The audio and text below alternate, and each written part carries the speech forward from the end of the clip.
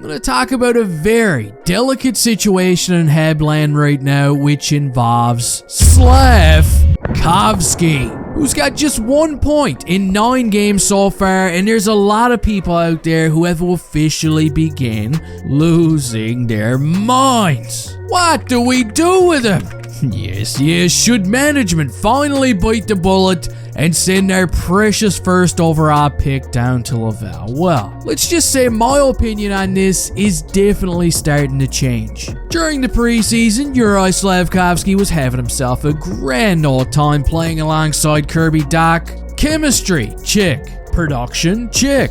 Swagger? You better believe it, he was looking as sharp as a pizza cutter. And this play carried over into the regular season during game number 1 against the Maple Leafs, and in game number 2, oh my god. Jared Tenorti, ironically, took it all away, didn't he? He just couldn't resist disappointing Habs fans one last time. And guys, since Kirby Dach's been out of the lineup, not only has Juraj Slafkovsky struggled to generate any offense at all, but the entire second line as a whole unit has been pretty disappointing. Newhook's been struggling to win a face-off, Josh Anderson can't finish a slice of toast, and poor Juraj Slafkovsky's been just stuck in the mud, man. It ain't looking good at all. And it's definitely not because, he's being sheltered. I mean, look at his ice time. This is 5-on-5. We're not talking about a guy that's been glued to the bench. So obviously, something's got to be done to try and get him going. Am I right? Guys, there hasn't been a whole lot of progress. In fact, as much as I hate to say it, over the past couple of games, it almost seems like more of a step backwards than forwards. And right now, from what I can see,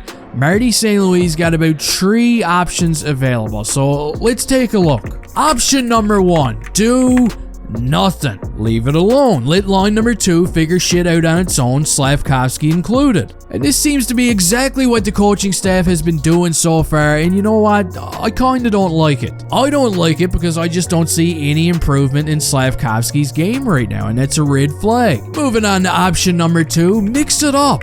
Maybe give him a shot on the first line. I keep looking at a guy like Josh Anderson right now. He continues to get a sniff over and over again, and I mean, when you look at the big picture, he's got just as many points as Slafkovsky. Yeah, he's a big body, but so is our little dinosaur. I don't know why, but it almost seems like playing Slafkovsky on the first line is like breaking a commandment or something. You can't do it. And if you don't want to go down that avenue, well, maybe try something completely different. Maybe let him play with Sean Monahan for a game. They're going to have to try something new to get Slafkovsky going, even if that means breaking up the lobster line, boys. Honestly, Slafkovsky's development should be priority number 1 right now. You can't just ignore it. You can't keep leaving him on the back burner like this. And if you do, well, option number 3, and I hate to say it, but maybe it's time to send him down to Laval. Let him eat up some minutes. Let him play on the top power play unit, and don't call him back up until you feel like he's 100% ready to play in the NHL, because he's got to be confident.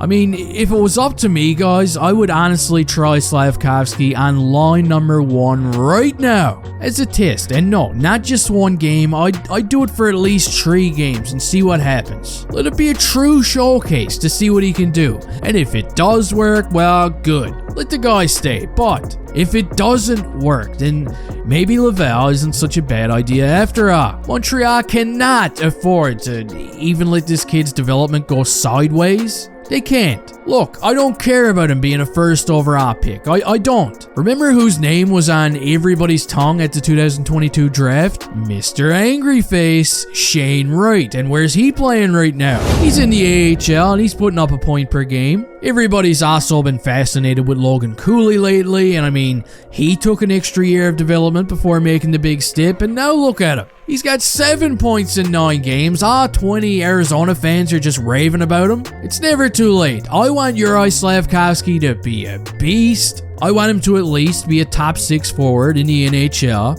and I've got lots of faith in him. I think he can do it. The kid's only 19 years old, guys. It's not like he's 22, but it's time, man. It's time for the Canadiens to really sit down and figure out what's best for his development right now. Because from what I'm seeing, there's not a whole lot of progress going on, guys, and I'm starting to get concerned. So you could go ahead and let me know how you feel about the Slafkovsky situation right now down in the comment section. Don't forget to Bobby Boucher the like button before you leave here. And hey, see you next time.